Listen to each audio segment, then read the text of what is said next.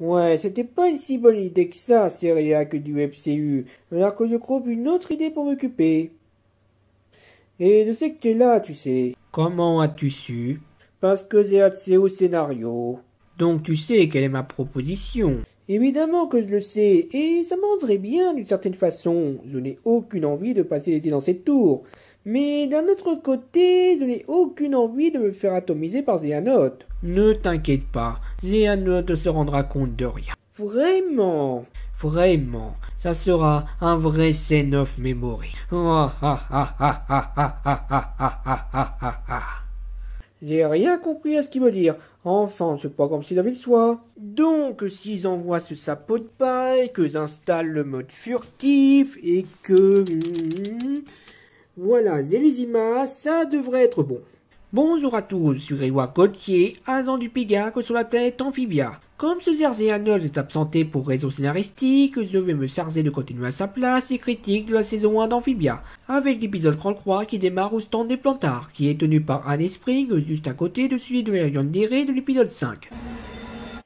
Toujours aussi effrayante. À quoi tu joues là? Je me cache. Depuis que j'ai été fiancé à Maddy, les choses sont devenues un peu... C'est toujours valable ce contrat. Tu ne pouvais pas le faire annuler depuis le temps, à moins que tu aies peur de te faire découper en morceaux. Arrête, les ruptures sont pas si terribles. Je le faisais pour mes amis constamment. Elle m'appelait la reine de la rupture, et aussi l'ange de la mort. Merci pour cette info, pas du tout pertinent. Parfait. Alors toi, tu vas lui dire que je romps, et moi, je vais chercher une cachette. Ouais, Spran contre le reste du monde. La police des gros cool, les Pokémon les plus cool. Et juste pour savoir, vous comptez les arrêter un jour ou pas? Eh ben, Darmarin vient de réduire le budget des polices imaginaires. On manque donc un peu de personnel. Je vois. Oh non, c'est pas vrai! Oups, je vous demande pardon, Barry. Wow, je vous avais pas vu arriver. Voyons les enfants, il ne faut pas vous en faire pour Barry, il n'y a jamais de problème. Oh, des bonbons magiques. Je vous souhaite une journée barrifique. Barry est là! Et voilà Barry, la grenouille la plus exquise de Wartwood. D'accord, si vous voulez. Et maintenant, je vous laisse admirer de quelle façon Anne va s'occuper de ses ruptures.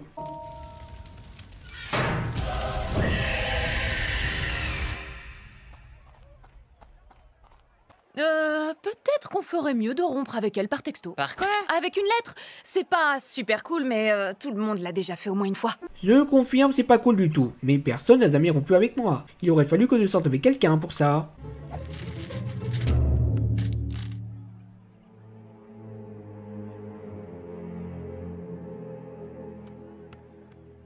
Ça s'est pas si mal passé. T'as vu? Je te l'avais dit, c'est super simple. Donc, dans une cabane au cœur de la nuit, un mystérieux individu semble lancer une malédiction sur notre duo principal. Une malédiction inspirée de celle de Asirith le Gaulois, en tout cas du Golden Spring. Anne ayant elle sopé une malédiction de type vol. Je vous jure qu'on y est pour rien. Hop Hop annonce donc l'évidence, à savoir que c'est une malédiction, et que c'est plutôt fréquent dans le coin. Maudit? Mais comment et quand ça? Eh bien, un sortilège se déclenche en une nuit. Est-ce que l'un de vous aurait contrarié quelqu'un hier? Maddy? Oh, Sprig, mais va lui parler sur le champ. Est-ce que ça pourrait pas attendre demain? Parce que moi, j'adore ça. Hey, je crois que ça s'arrange. Non, ça s'aggrave. Enfin, peu importe, on va l'excuser auprès de Yandere et on n'en parlera plus. Ah, t'as raison. Ou peut-être bien qu'on peut essayer de conjurer la malédiction par nous-mêmes, sans avoir aucune conversation embarrassante. Ok, mais fais vite. J'ai un très mauvais pressentiment sur ce qui nous attend.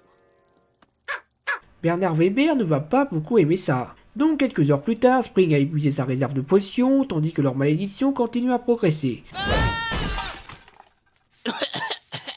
Je pense que je suis près du but. Non, Sprig, ça a assez duré. Tu vas aller demander à Maddy d'annuler sa malédiction et point barre. Et ça tombe bien, les yeux devant la porte. Merde alors, mais c'est super étonnant. Salut, Maddy. Sprig. Arrête de perdre du temps. Maddy, pardon d'avoir rompu avec toi comme ça. C'était mal d'avoir demandé à Anne de le faire et doublement mal de ne l'avoir pas fait en face. Dans les faits, ta lettre m'est arrivée en pleine face. Et même si ça aurait été préférable d'avoir une vraie conversation, ce que t'as écrit m'allait plutôt bien. Oh, ça me soulage. Je te l'avais dit, la reine de la rupture. Je ne pense pas que ce soit le sort de sot dont on devrait se vanter. Alors tu peux conjurer nos malédictions, s'il te plaît? Désolé, je peux pas. Seul celui qui a jeté le mauvais sort peut le faire et ce sort-là ne vient pas de moi. Bon ben, je suis impatient de voir comment ils vont s'en tirer. Cette piste va nous conduire au sorcier. Allez vite! Tiens, c'est pratique ce genre de sort. Faudrait que je l'essaye un jour, tiens. Enfin, en attendant, et on dirait Maddie voudrait savoir pourquoi Spring pensait qu'elle avait lancé ses malédictions. Et il lui avoue qu'elle lui fit sa crouille. C'est pas parce que je te fais peur que je suis forcément une mauvaise personne. Pour ta gouverne, j'ai appris la magie pour aider les gens, pas pour les blesser. Oh, arrête de te fier aux apparences, Sprig! Je suis totalement d'accord avec elle. Notre trio finit donc par arriver au repère du sorcier qui se trouve être... Salut les enfants.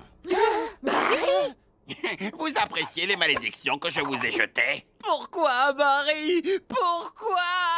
Pourquoi? Je vais vous dire pourquoi. Vous vous souvenez certainement de m'avoir bousculé hier au marché.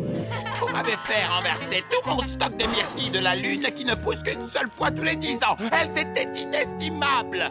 Je suis resté détendu et gentil parce que mon image, c'est en grande partie ce qui me fait vendre. Je dois paraître gentil, alors qu'en réalité, je suis mesquin et revanchard.